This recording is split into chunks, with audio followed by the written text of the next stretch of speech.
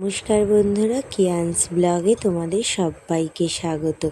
আমি খুব ভালো আছি, আশা করি তোমরা সবাই খুব ভালো আছো। বিকেলবেলায় বোন, আমি আর বর আর আমাদের ছেলেটা সবাই মিলে চলে গেছিলাম একটু চিলড্রেন পার্কে। গঙ্গার ধারে এত সুন্দর চিলড্রেন পার্ক করেছে, বাচ্চারা সেখানে খেলবে, মজা করবে। দেখেছো ওই জলের ওখানটায় কত রকমের মাছ, আবার দুটো কচ্ছপও আছে। একটা বড় কচ্ছপ তো আর একটা ছোট কচ্ছপ। দিকে স্লিপ আছে আর একদিকে দোলনা আছে।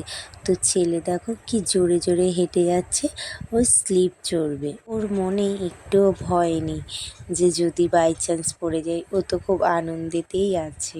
পাশে গঙ্গা থাকায় না, সন্ধ্যের সময় আবার গঙ্গা আরতি হয়। এদিকে স্লিপ চড়ে উঠতে না উঠতেই ছেলে আবার চলে গেল দোলনা চড়তে। এদিকে ওর বাবা সাইডে দাঁড়িয়ে আছে, আমাকে বলছে তুমি সরে যাও, ভয় পাবে না, আমি পড়ে যাব না।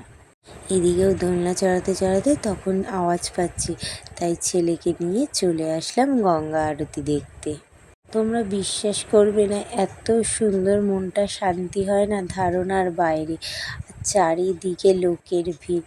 আমরা তো সেই যখন দিয়ে গেছি তখন দিয়ে যতক্ষণ না শেষ হলো আমরা ওখান থেকে উঠিনি।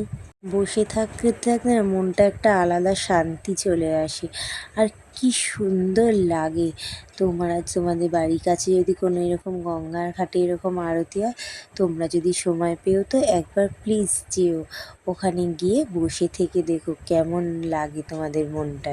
প্রথমে একটু বর দোনোমনো করছিল, তারপর ও গিয়ে না, ও আমাকে বলল এটা যতক্ষণ না শেষ হবে আমরা উঠবো না। একটার পর একটা সব কিছু দিয়ে আরতি হয়ে এসছে।